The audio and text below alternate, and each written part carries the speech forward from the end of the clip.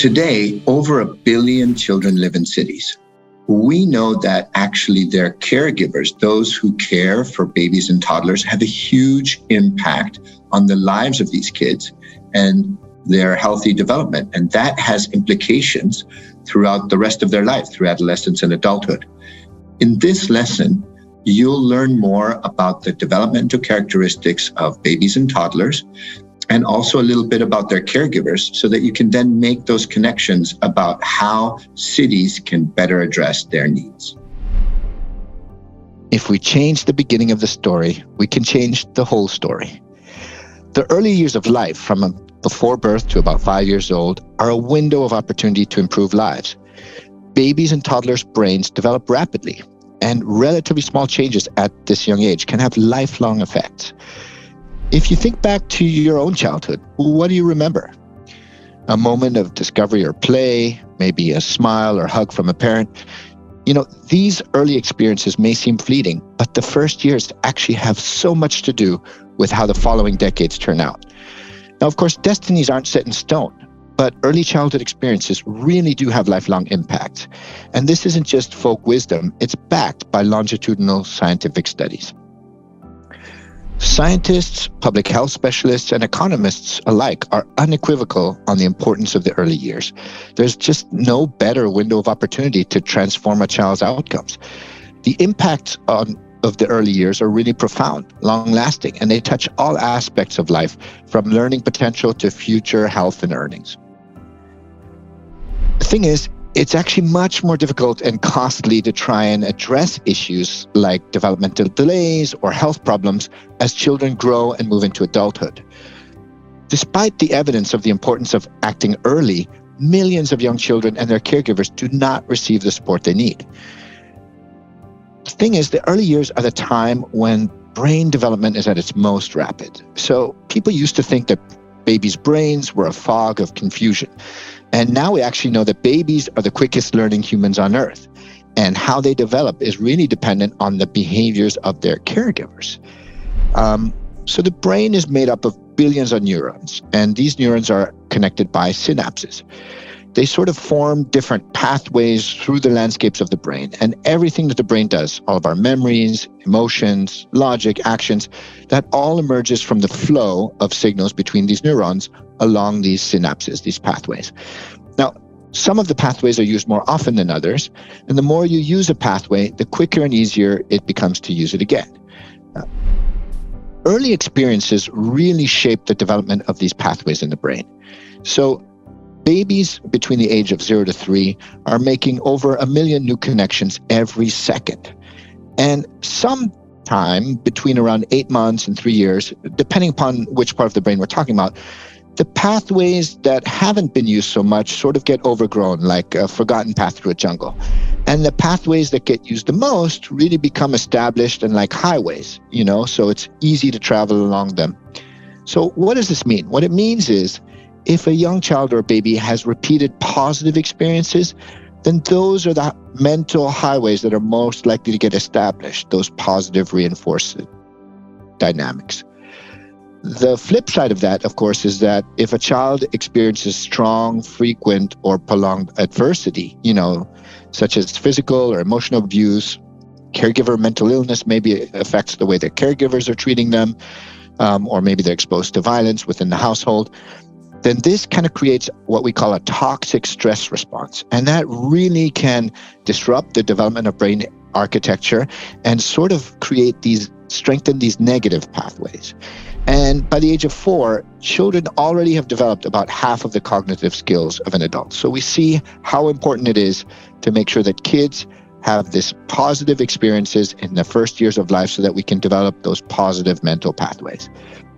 So how do we build brain infrastructure that will make it easier for an infant to thrive? Basically, children need 2 things. They need caregivers who are responsive and nurturing, just as we were just discussing, and they need environments that are safe and stimulating. So when we take the first one, the caregivers, they provide for young children's basic needs, and they create a stable environment, and they can protect children from stress. So when parents and other caregivers are talking, singing, playing with their babies, they're actually helping to build a healthy brain that's wired to learn and interact with others and manage their own emotions. And lots of studies actually have shown that warm, stimulating, and responsive caregiving is actually one of the best predictors of how children are going to do in school and whether or not they subsequently grow up to become happy and healthy and productive adults. So actually, the well-being of their caregivers, of those parents, and the behaviors of those parents and caregivers really have a defining impact on the child. And of course, the way that we design our cities has an impact on how much stress caregivers are feeling, how caregivers are feeling, and also the types of behaviors that they do or don't practice with their kids.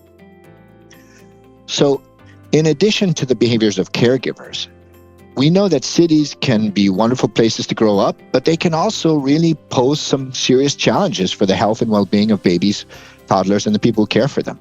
You know, if there's lack of nature, lack of safe spaces to play, they're exposed to air pollution, if caregivers are stuck in traffic and therefore don't have time to spend with their kids, some people may face social isolation, which can contribute to, caregiver depression and stress. So we need to really think about how the city is impacting both the toddlers and babies directly, but also their caregivers. And what we know is that babies, toddlers, and their caregivers actually experience the city in unique ways. And that really can affect their development and have some lifelong effects. So we at the Bernard Van Neer Foundation are driven by this simple question. If you could experience the city from 95 centimeters, which is the height of a healthy 3-year-old, what would you change? So if you think about it, we now have more than 1 billion children living in cities, and rapid urbanization means that number is growing. So really making safe and healthy environments where basic services are easily available is really essential to giving all children a good start to life.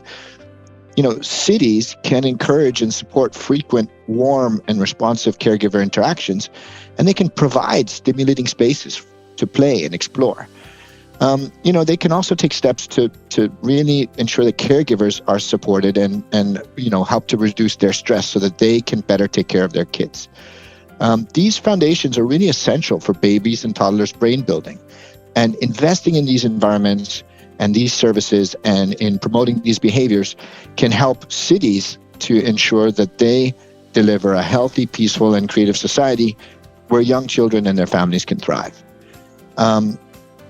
So children and their caregivers are more likely to have healthy development and experience well-being when they have access to at least these 3 things.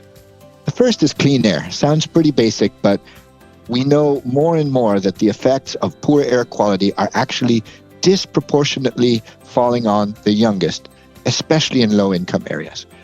It turns out that babies absorb 2 to 3 times more air pollution than adults because of their faster breathing. And their organs are also more delicate and more prone to the adverse impact of air pollution. What we've learned as well recently is that exposure starts during pregnancy. So the exposure of pregnant women to air pollution has impacts on their children's development. And this has been shown in a number of studies.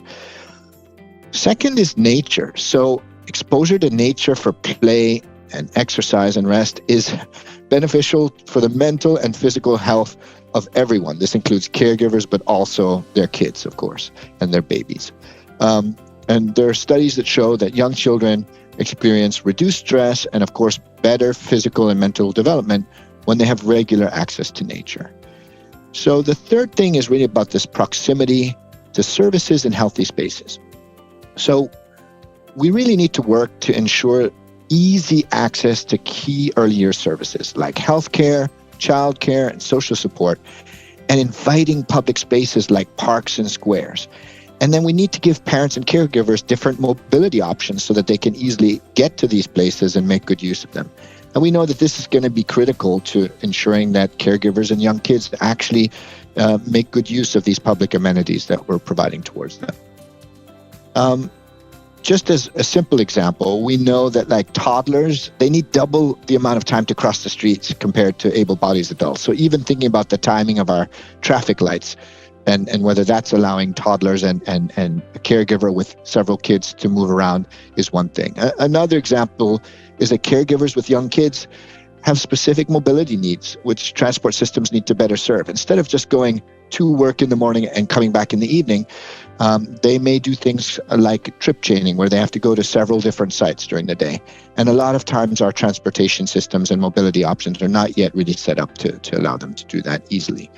So government and policymakers can help caregivers really break down the barriers to healthy development of young children by providing early childhood services and by thinking about the design of public spaces and mobility solutions.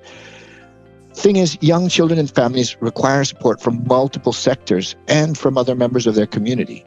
And so we really need to think about how we can bring together all of these actors so that we can create these high standard urban environments that are really essential to providing conditions for the healthy brain development of these kids. So it's because of this that we actually say that Think Babies is actually an inclusive design principle. Because of the fact of babies and toddlers and their caregivers' vulnerability, their dependency, their drive to explore and play, it sort of means that if a space is healthy and safe and clean and interesting for them, it'll actually work for anyone, regardless of their age.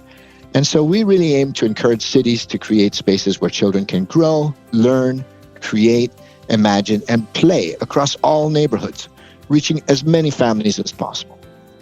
So over the course of this course, in the next several lessons, you're going to really dive deeper to understand the needs that babies and toddlers and their caregivers have, the critical behaviors that we want to promote in caregivers, and figure out how cities can promote these and create safe and stimulating environments for all children.